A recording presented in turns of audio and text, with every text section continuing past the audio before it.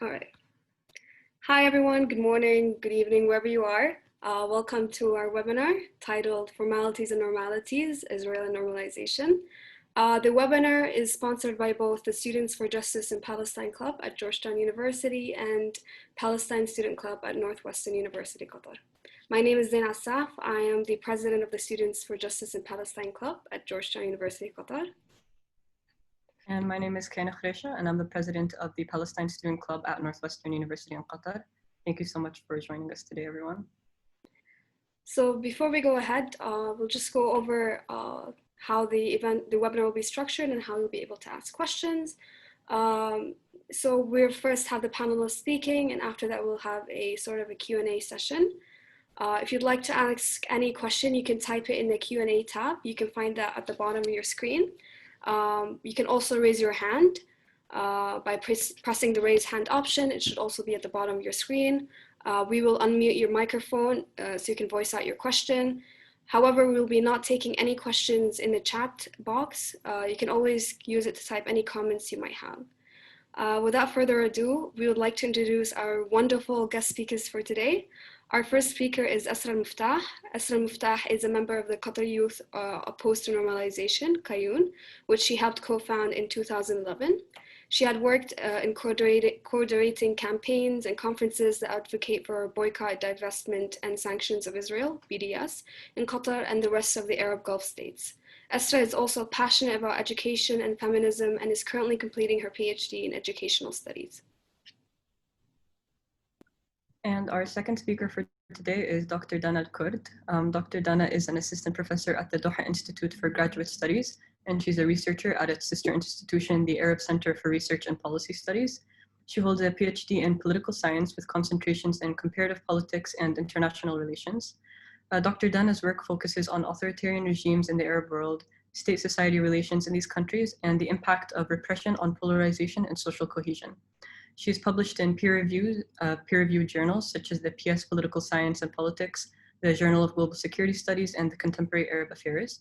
And her recent book, titled Polarized and Demobilized: Legacies of Authoritarianism in Palestine, is out now with Oxford University Press. So welcome to both of our lovely guest speakers. And without further ado, let's give the floor to our first guest speaker, Esraa. Ahlan, assalamu alaikum. Thank you so much, Zain and Kayan, for organizing this and hosting the event. I was really happy to see two active clubs that are working towards the Palestinian cause at Education City, especially given the history. I also want to acknowledge the amazing work the students do at Education City campus, and they've been helping out since 2012 and organizing Israeli Apartheid Week. So I'm really grateful that this is a continuation of these efforts, and guys are still working hard to raise awareness about Palestine on campus. For today's talk, I was asked to talk about or present a definition of normalization. But I think to a certain extent, it's a self-explanatory term. Normalization refers to a process by which something that is perceived to be abnormal becomes acceptable, and hence it becomes normalized. But before we speak about the more technical definition adopted by activists in the context of the Palestinian struggle, I want to take a step back and look at what it is exactly that we are trying or we are resisting normalizing. Because when we hear the phrase normalizing with Israel or normalizing Israelis' presence in the region, we need to be clear about what we are talking about normalizing. What is it that we are trying to do? Or what is it that the governments are trying to do? We would be talking about normalizing colonialism in the 21st century.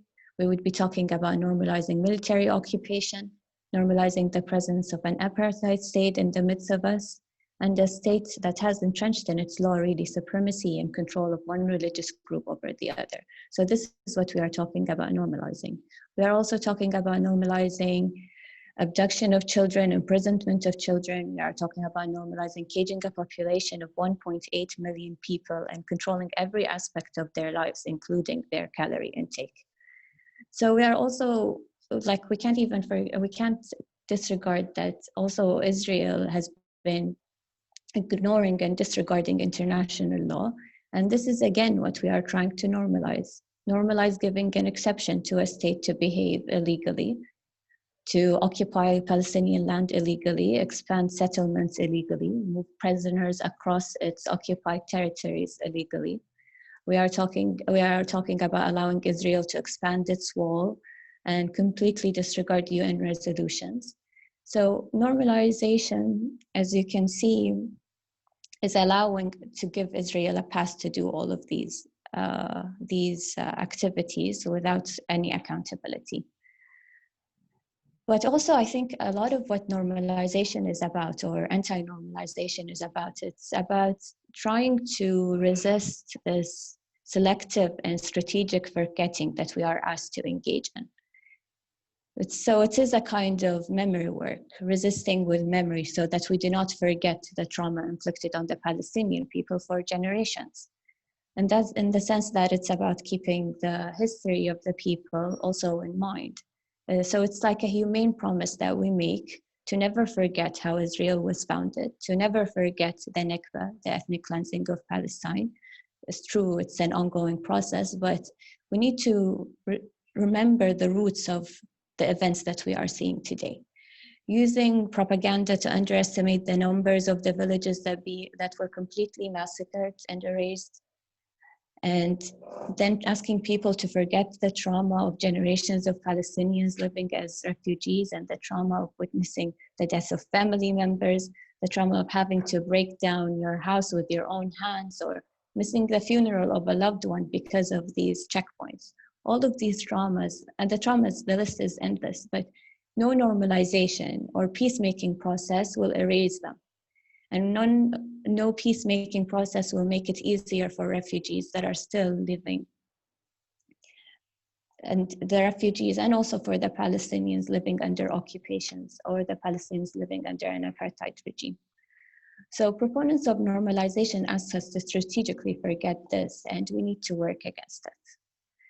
Now, on a more technical level, when activists speak about anti-normalization action, they usually resort to the definition put forward by the Palestinian academic cultural boycott, which is referred to as PACB. PACB was initiated in 2004 to contribute to the struggle for Palestinian freedom, justice, and equality. It is also a founding member of the BDS National Committee, and I wish to point out that this definition draws its legitimacy from the fact that the great majority of the Palestinian civil society, as represented by BDS, the Boycott, Divestment, and Sanction Movement, have adopted this definition in 2007. So I want to read it to you. But also, before I read it to you, I think it's important that we refer to the Palestinian guidelines, guidelines that are set by the Palestinian people. This is also to remind us that the Palestinian people are still working on resisting their occupation. Palestine there's still so much hope, so much strength, so much resistance that we need to reach out to the Palestinians. And this is how we really can support their struggle. So the definition on PACB's page, I will just read it. Says the Palestinian Campaign for the Academic Cultural Boycott of Israel has defined normalization specifically in a Palestinian and Arab context as the participation in any project, initiative, or activity in Palestine or internationally that aims implicitly or explicitly to bring together Palestinians and or Arabs and Israelis, people or institution, without placing as its goal resistance to the exposure of the Israeli occupation and all forms of discrimination and oppression against the Palestinian people. This is the definition endorsed by BDS, the Boycott National Committee. Within the context of Qatar, we take this term into respect, but also we go to the domestic laws of Qatar, which define normalization and also criminalizes it. Law number 13 of 1963 states, and I quote, "A person, whether natural or juristic, shall not enter into agreement directly or by proxy with bodies or person residing in Israel or holding Israeli nationality or working in behalf or favor of Israel, wherever they are lived, whether the subject of the agreement is commercial or financial transaction or any other transaction of whatever nature." And this is Article 5, and I think this whatever nature points to any kind of normalization. Article 6 also adds that a person that violates this law shall be punished by temporary hard labor for not less than 3 years and not exceeding 10 years, and the hard labor sentence may also be combined with a fine not exceeding 10,000 riyals. So this is the Qatari law. As you can see, it takes the PAC-B's definition a step further, and it points out that normalization, or that engaging with Israel or any form of engagement with Israel, is actually criminalized. Now, following these definitions, also, I think it's clear that normalization comes in many aspects. It manifests in different spheres. It can be in media, it can be in sports, arts, it can be in student-led conferences, and the list goes on. The earlier definitions also demonstrate that much of what we are witnessing today or recently in the region goes over and beyond the term normalization. And maybe Donna can talk more about the nature of this coalition that we are witnessing today. But I want to add that that the nature of the coalition that the UAE has entered with Israel today was preceded by cultural and academic and art, sport, normalization, and always under this pretense that they are supporting the Palestinian cause. And I think Qatar has a record in engaging in these exact forms of normalization, be it sport or academic or culture. And so we should really continue to resist so that we do not drown in normalization as the UAE did. I will stop here, but I also want to say that I'm really sorry that I can't see the people in the audience, and I hope that we get to meet in the future. This is like one downside of Zoom calls or Zoom webinars. Thank you.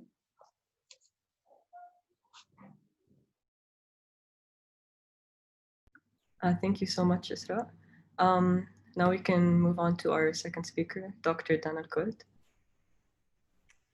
Thanks very much for having me. Everybody can hear me fine, hopefully. So I'm just gonna build on what Esraa very helpfully laid out and discussed particularly the UAE-Israel peace deal and its implications, its political implications on Arab states that enter into official normalization and Arab societies, as well as the Palestinian cause and Palestinian people. So myself and others have referred to the deal between the Emirates and Israel as basically theater, because the rhetoric and the discourse around this act of normalization was that Emirati normalization was basically being pursued in exchange for Israeli suspension of annexation. But essentially, this suspension of annexation means nothing. And the UAE doesn't care about the theft of Palestinian land. It's really the Palestinian cause is the last thing on their minds. So the reason I say this is because annexation was never a date on the calendar. It's an ongoing process, which was happening before the so-called Abraham Accord, and it's continuing after. So as the executive director of B'Tselem says, basically annexation has been happening de facto, if not de jure. So it's happening even though they don't call it by the name annexation. So settlements continue to expand and the possibility of a viable Palestinian state is all but non-existent. So promising to end annexation, but really nothing changed before setting a date on the calendar and nothing changed after entering into this peace deal means we have to ask the question, what did the Emirates achieve? So like I said, for the Emirates, this has nothing to do with Palestine. It really has to do with projecting power in the region, competing, with other countries in the Gulf region to be Trump's favorite ally, and benefiting from increased security coordination with Israel and increased access to authoritarian technologies, such as weapons and surveillance tools that Israel sells. And the UAE is not even a party to the conflict. They've never engaged Israel militarily and really have nothing to be making, peace about. So it really is all theater. And what it does is it sets the precedent for normalization from other states to Arab states to take place as well. So I would say that normalization between Israel and the Arab states, as simply put, is bad, because it essentially means more and more states, like Esraa mentioned, will act as if Israel is a normal state in the region, as if it's not engaged in all of these crimes and this land theft. And this basically sends a strong signal to Israel and to the international community that the Palestinian cause is not important. But it is important, not only because of the moral obligation we have to Palestinians who continue to suffer on the ground, but also because Israeli occupation of Palestine has been at the crux of most of the Arab world's conflicts and the weakening of Arab states since 1948. So no country can pretend that this brewing conflict, this ongoing conflict between the Israelis and the Palestinians they oppress won't continue to spill over and have impacts regionally. Israeli crimes against Palestinians and other Arabs has destabilized the region and will continue to do so no matter how much we pretend, that things are fine, we're normalizing, and this can't be resolved by Emiratis vacationing in Tel Aviv. Moreover, Arab states had already agreed on something called the Arab Peace Initiative. This was proposed by the Arab League in 2002, and it was spearheaded by Saudi Arabia. It outlined that the Arab-Israeli peace can only be achieved if the Palestinian-Israeli conflict came to a fruitful conclusion. And they made a lot of concessions in this peace initiative. They were willing to accept, a fraction of the land for Palestinians. They were willing to concede on a lot of things. So the idea was that once Israel comes to the table with Palestinians and actually ends the conflict, Arab states would then normalize. So it's like a bargaining chip for the fruitful conclusion of the conflict. And yet the Emiratis just gave away that bargaining chip for nothing. So this normalization also destroys the point of the Arab Peace Initiative as well.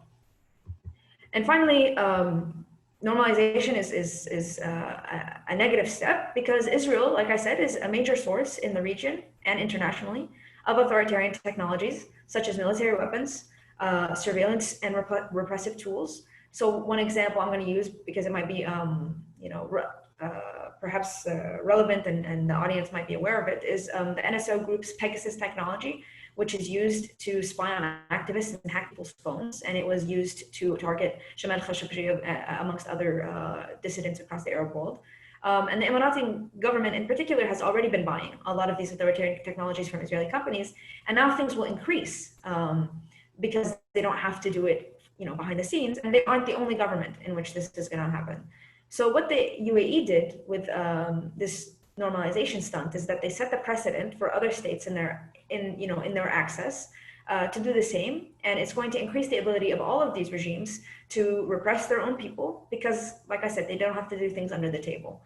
They'll have more and more access to repressive technologies, and this coalition, as Esraa referred to it, reflects an authoritarian front that's attempting to make sure something like the Arab Spring and any kind of push for democratization or accountability in the region never happens. I would say another point that I'd like to make is that Arab publics are very clearly in support of the Palestinian cause. So when we have surveys that show that a large majority of Arab respondents refuse the idea of their state recognizing Israel, and they consider the Palestinian cause a cause of the cause of all Arabs, not just an issue related to Palestinians alone. And again, there are huge majorities, like over 75 and 80%. So this public opinion matters because even though these are authoritarian states, they fear their publics and they know they can face backlash for crossing certain lines. So that's why you see them when they engage in normalization, they go above and beyond to try to preempt and scare people to not speak out by jailing activists, putting out warnings on social media that people can be prosecuted for speaking out. The Emiratis, for example, likened any kind of criticism of the normalization deal as anti-Semitism, which would be basically prosecuted by the state.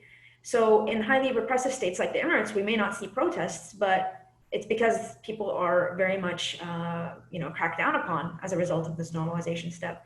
And it's likely that people are very upset about this. And even in other states across the region, states that are not, far from democratic, in a state like Oman, for example, people have been in an uproar about this. So we see initiatives in spite of severe risks for pan-Gulf organizing on the issue of normalization.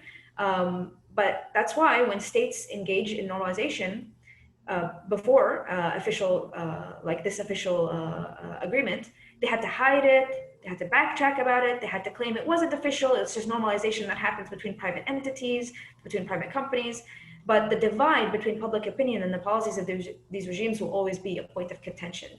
So in that sense, our public opinion matters because normalization is a source of conflict in the future between these regimes and their societies.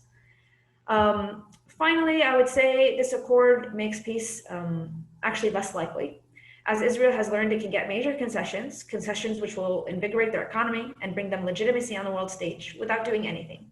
So just by pretending to suspend something it was already doing and continues to do, it will get major concessions from Gulf states. And one business leader in Israel basically spoke with great enthusiasm about this deal because he expects the Emiratis to be responsible for 10% of investment in the defense industry in the coming years. So it's a huge deal for them. They get a huge win for doing nothing. And an emboldened Israel will only increase land theft, murder, and have them engage more readily in ethnic cleansing. And obviously this kind of behavior, this sparks conflict and violence because Palestinians will fight back, and it makes peace much less likely. So to summarize, very simply, normalization is bad for Palestinians because it sidelines them. It's bad for Arabs because it leads to their increased repression, and it squanders away a remaining bargaining chip in the Arab-Israeli conflict. I have more to say about what this means for Palestinians on the ground and the Palestinian Authority and the PLO and things like that, but I think I'll probably leave it for Q&A if people are interested. Okay, thank you so much, Dr. Dana and Esraa once again. I think that was really informative and it did a really great job at contextualizing normalization. So we're now going to move on to the Q&A portion of the webinar.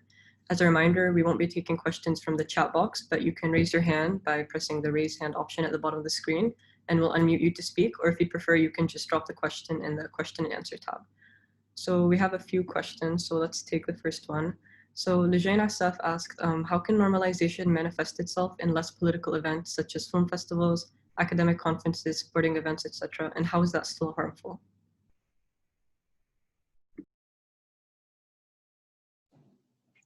So I think, can you hear me? I think a major part of normalization, or when we're talking about normalization, is trying to avoid making the occupier and the occupied as though they are equal, or as though they can, as though both sides are the same. And so when we have conferences or movies that bring together Palestinians and Israelis, it's a part of the normalization process because it allows to give this image that, even though Israel is a colonizing state, Palestinians are engaging with us and we are doing activities and we are doing movies, and it erases really the systematic and the structural discrimination that is present in Israel. So that is one side. I'm sorry, let me just look at the question again.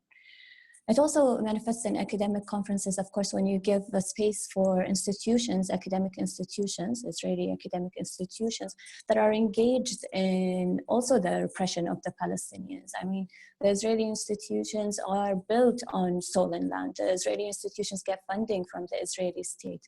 They develop weapons, they have developed weapons and experiment these weapons on the Palestinian people. So this is another issue, and this is why academic associations such as the American Studies Association has adopted the PACB's call for academic boycott. I don't know if, sorry, I hope I answered that enough, and if there's a follow-up, I'm happy to answer. All right, thank you. We had someone raising their hand, but I'm not sure if they want to speak anymore. All right, okay, I'll allow, Sikandar wants to ask a question, I'll allow him to speak. Assalamu alaikum, everyone. So I have this question about how Dr. Dana mentioned that there is this intra-Arab conflict going on between Arab countries. So basically, when there's a conflict between Arab countries, then you have to survive or sustain your own self-interest, right? So I'm just gonna question you about the national morality over here. Should UAE, by normalizing their relationship, fulfill their responsibility to their own people by sustaining themselves because there is a Arab conflict that exists at this moment, or should they consider the Palestinian cause more sovereign? I'm going to try to answer your question, and if I didn't understand it fully, you can, correct me. So you're saying, given that the UAE is in conflict right now, and I presume you are referencing the GCC conflict, that means that they need to worry about their people first and not, consider the Palestinian issue at the topmost of their priorities. Is that the question? Yeah. Thank you for rephrasing. Yeah, definitely. Yes. So, okay. So I would say that as I expressed a little bit in my discussion also, the Emirati government is not acting on behalf of its people when it normalizes with Israel. In fact, if it has access to more repressive technologies, that's actually a huge negative for their people, because that means like they will be able to target their people more. But on top of that, I don't really see how normalizing with Israel helps them achieve any of their objectives in the region, and vis-a-vis peace, if their objective was peace or stability. But the reality is the UAE's objective in the region currently is to kind of spread an authoritarian ideology and make sure that any kind of calls for democracy or accountability in the region are not supported. And that's why we see the UAE getting involved in a lot of countries like Yemen and Sudan, and they're buying weapons from Israel and buying weapons from other places so that they can project power in the region and be a source of power. And I would argue that this kind of objective goes against long-term peace and stability. What it does is actually it creates conflict because one, not allowing for the aspirations of people to be heard means that you're just kicking the can down the road. There's going to be conflict in the future because people will demand accountability at some point. But also too, we have a lot of research to show that this kind of external intervention in the affairs of other states has an impact on prolonging instability and prolonging violence. So the UAE getting involved in Yemen, getting involved in Sudan, it actually prolongs instability and violence.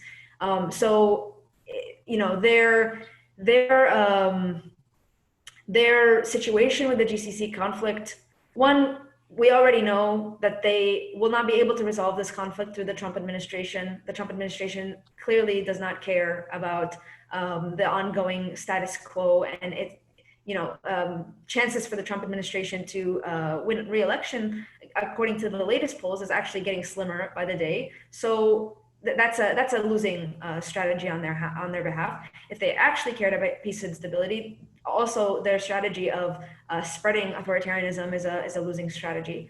And in terms of vis-a-vis their own society, they don't achieve anything positive for their society by buying weapons or propping up the Israeli economy in this way. In fact, I don't think that the normal everyday Emirati citizen is benefiting at all from this issue. I don't know if that answered your question fully. Perfect. Thank you very much, Professor. It does.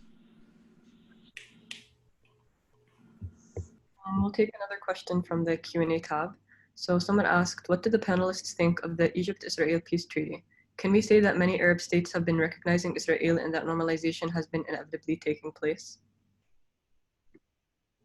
Can I answer this one? Okay, so yes, obviously normalization has taken place before. Normalization continues. I mean, also we have to think of normalization in the sense that it's not always official recognition. It's sometimes like less of a step, like, it's not officially recognizing or signing a peace deal with Israel. It's something like what Qatar engages in sometimes, for example, in academic conferences, like soft normalization, maybe cultural normalization. These are all under the umbrella of normalization.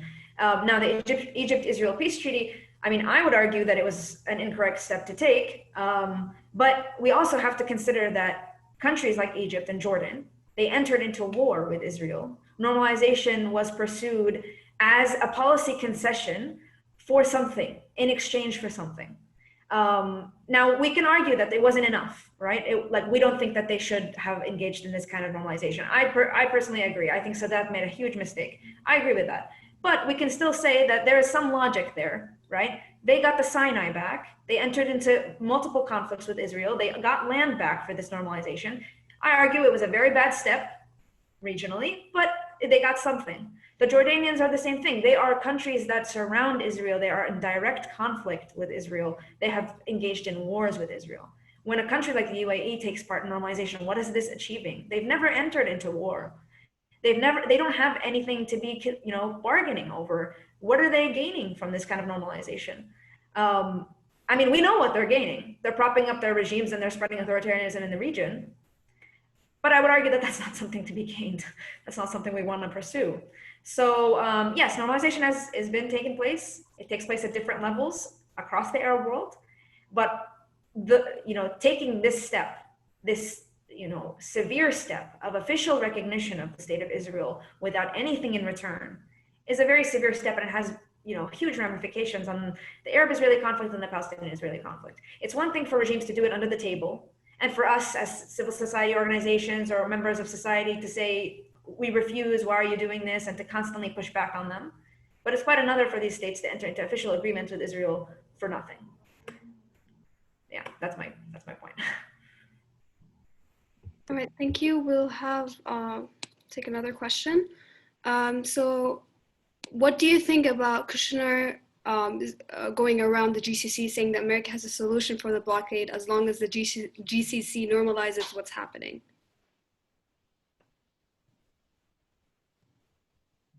Please, I recommend Dana answers all the political questions. I wanted to give you a chance. I mean, if I talk about Kushner, it won't be beautiful. Go ahead. It won't be diplomatic at all. Yeah, this is an official webinar. We have to all, speak very properly. I'll try my best. I mean, the Trump administration is really an unprecedented, US administration. They've always been quite terrible towards Arabs and the Palestinians, but this is a level of incompetence that I think we've never seen. But I mean, if we look at how the GCC conflict started, what we know now is that Trump was quite pro-Saudi and UAE line. In fact, he parroted that line. And other people in his administration at the time, the Secretary of State Rex Tillerson, were the ones who made him push the brakes on fully supporting Saudi Arabia and the UAE.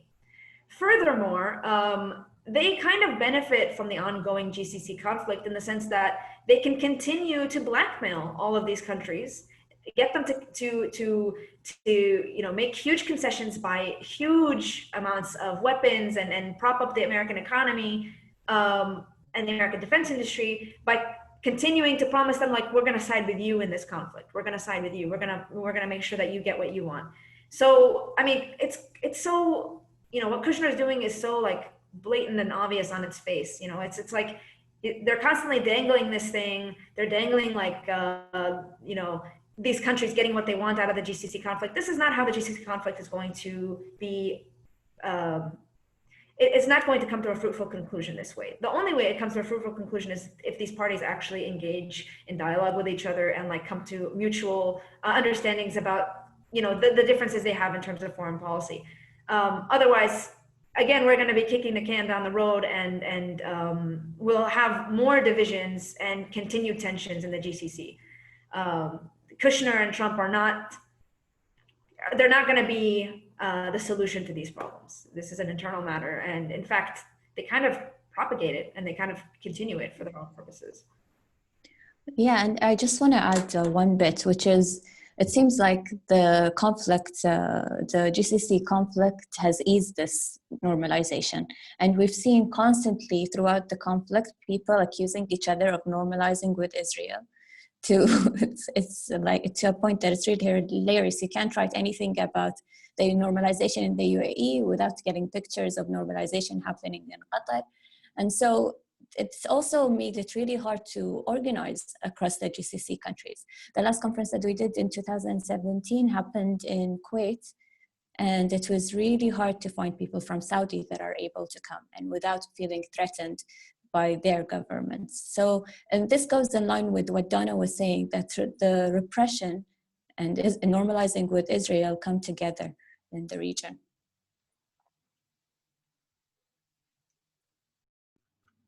Okay, another question from the Q&A tab. What do you think about the UAE taking up the role of peacemaker in the Middle East when it's really just backstabbing the Palestinians? Esraa, would you like to say something? No? I think that she answered her question. It's just basically backstabbing the Palestinians. Yeah, there's like the answer is embedded in that question, but like it's silly to me. Like the UAE is a very, you know, tangential actor in this conflict. I don't know why. Like it's farcical. It's just for propaganda. It's just these words that are being thrown around because they're trying to get people to forget what these words mean. The UAE is not making peace. The UAE has nothing to do with this issue, really. All it did was break the United Arab Front through the Arab Peace Initiative. That's all it did.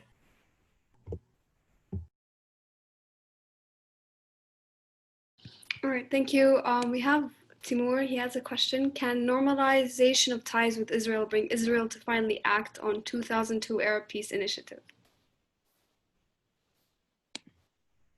Can I say something?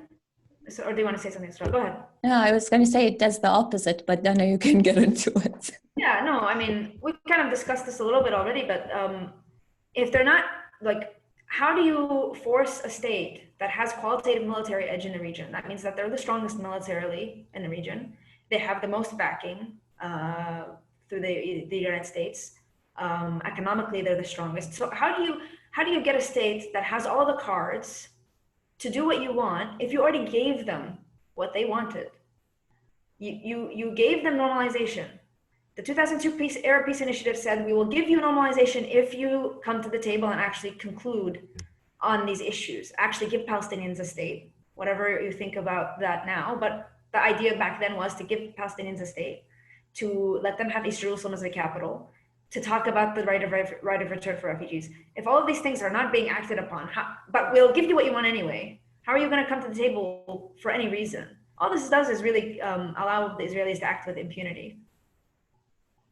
And like I would add, I mean, with every single peace treaty, Israel has not acted on it at all. Like with the Oslo Accords, the settlements completely exploded, if anything. So it gives them really a cover to continue engaging in settlement expansions, to continue its occupation illegally. So never has this process helped in any way the Palestinian struggle.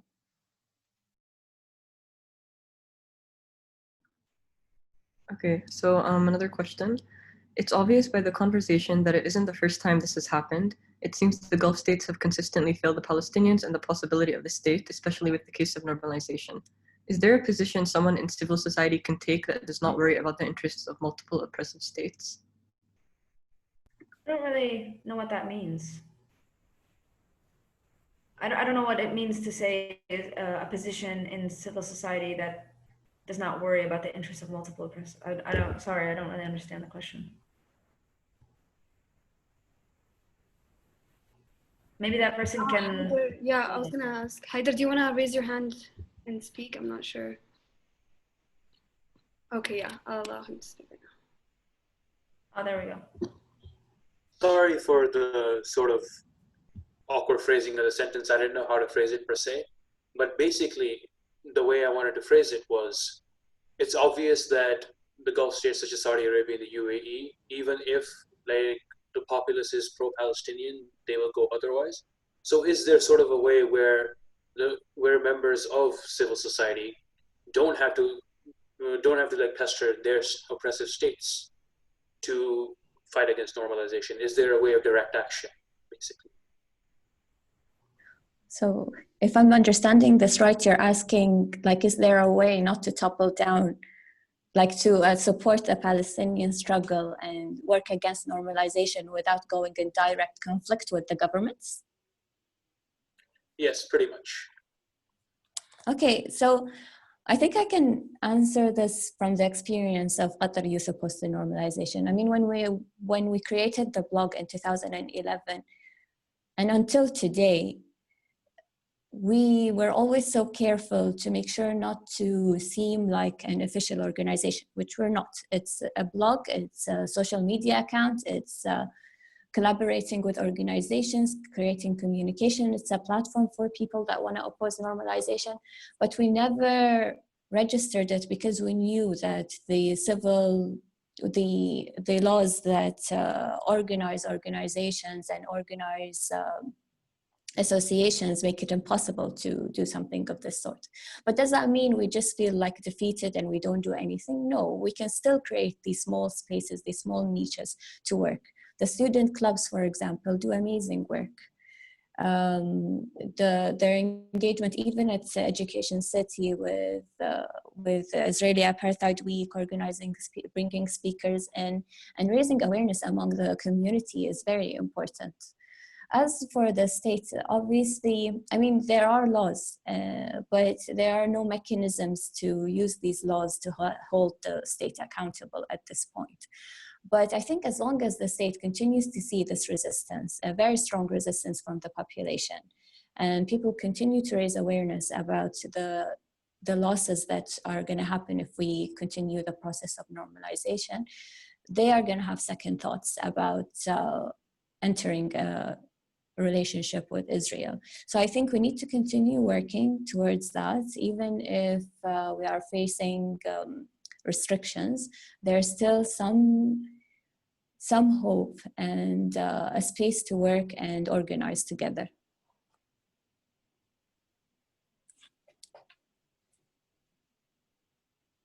All right, thanks. I'll take the next question. Ahmed Zaid, I'll unmute you right now.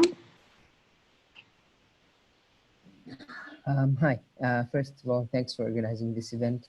And I'm happy to see the first pro-Palestinian event since I've joined the university. My question is regarding the situation with the UAE specifically.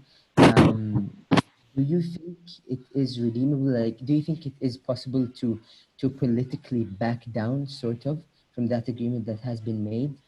Or has the damage already been done and like there is no way to try to revert that damage?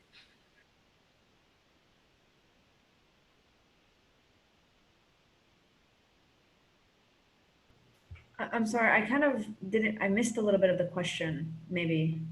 Could you repeat?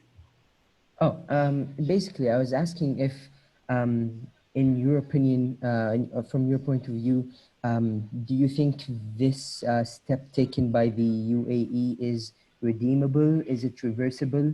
Can the damage be undone, or is it set in stone? Like, like it's done. I mean, it's difficult to say. So in political science, I'm a political scientist, we have a concept called path dependence. It means that when certain steps are taken, like certain big steps are taken, certain institutions are created, it's difficult to reverse them. There's a path dependence to that kind of course of action. So like once you're on that path, you're kind of on it, it's difficult to get off of it. So something that I've heard, and maybe Esraa can speak to this a little bit more, something I've heard Gulf activists discuss in their conversations about what to do next and how to face this is that perhaps it's time to recognize that this is the new playing field, that normalization, official normalization of a Gulf state is kind of the new normal, that civil society needs to engage on that basis, with the clear understanding that it might happen in other states that the UAE has a huge impact on. So reversing the trend, I mean, I don't know if you can reverse official recognition. I mean, for example, let's talk about Egypt. Like there was official recognition, there was a normalization deal. It happened at the level of governments, but it never really trickled down to society. Like society, it's not like Egyptians go on vacation in Israel or like have cultural ties or something. Like people are still kind of very anti normalization. So like there's a way for society to like fight back in spite of official recognition, of course, but like canceling the deal or something, I don't think that that's a possibility. And in fact, we need to think of the inevitability of this repeating itself with other states.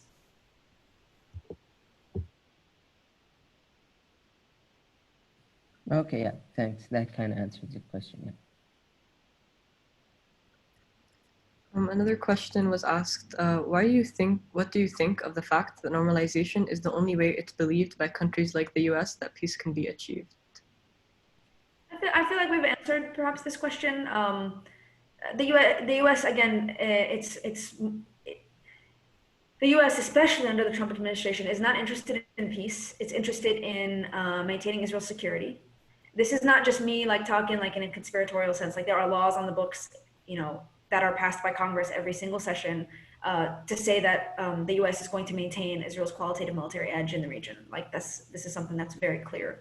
So they're interested in, making sure Israel remains, strongest in the region and continues to be unchallenged in terms of their policies. So when they claim that they're, normalization is a path to peace, like they don't really care about peace. So we know that this is not the case. But also, like Esraa mentioned, like no peace treaty and no normalization has ever stopped Israel. In fact, it has only emboldened it. And especially something as vacuous as the Abraham Accord, like there's nothing in exchange for the normalization. That it's clear that this is not achieving peace in any way. So we're gonna take our last two questions since we have like around 10 minutes left. If we have more, we'll take another question after that. But yeah, we have another question here. How can individuals be against normalization without coming across anti-Semitic?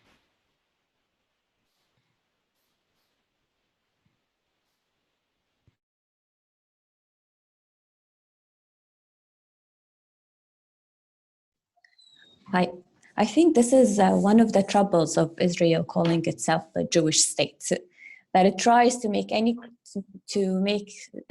it seem like any criticism of the state of Israel being a criticism of its Jewishness, which is ridiculous, of course. But this is also reminds us that we need to take a step back. When we discuss the Palestinian struggle, we need to discuss it from within the framework that this is colonialism. This is an occupied land. We have people coming in and settling in land that does not own to them. People are being ethnically cleansed out of their homes. And this is what we are talking about. This is not a religious struggle between Jews and Muslims, and as they try to make it seem. So I think this is what we need to always do when we are discussing anti-normalization, and be careful from people that are trying to co-opt this conversation and make it seem like it's a religious conflict. Of course, I would just add that like I understand it is religiously significant for a lot of people because, Muslims have ties to the symbolism of Jerusalem and things like this. And it's fine if that kind of is the source of your personal passion. But this is not the source of the conflict. They could have been Buddhists. It doesn't matter what religion they are. And in fact, most of the Zionist leaders were atheists. So it really is a settler colonial state that their Jewishness has nothing to do with our rejection of their policies and of their existence as an apartheid state, basically. Okay, so I think we'll take our last question as we're running out of time. How would you recommend fighting against normalization, specifically on an individual level and then on an institutional level? Well, I would say first join the university clubs and educate yourself more about the Palestinian struggle. This is on an individual level. And then look around and look at the institutions that you are a member of. Are they engaging in any normalization? And take a stand against that, organize against that. And I always say, when you want to stand with the Palestinian cause, listen to what the Palestinian people are calling for and support that. And so there is a Palestinian call for the boycott, divestment, and sanction of Israel.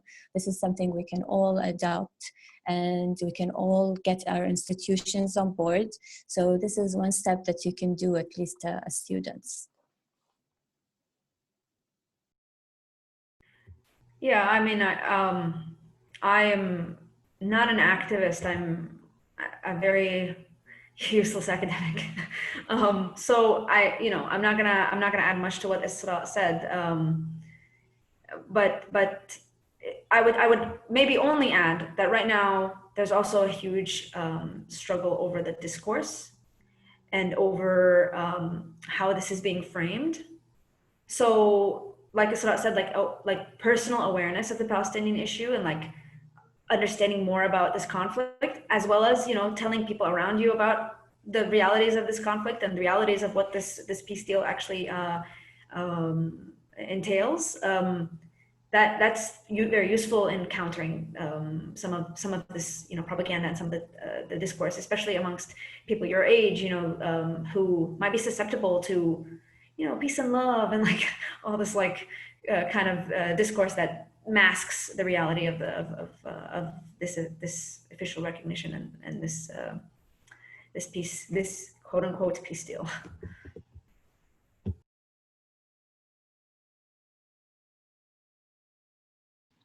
All right, I think, yeah, since we've answered most of the questions and we're running out of time, I just would like to thank you all for coming.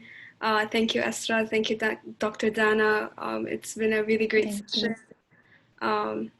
Really, thank you so much for coming. Thank you for having us.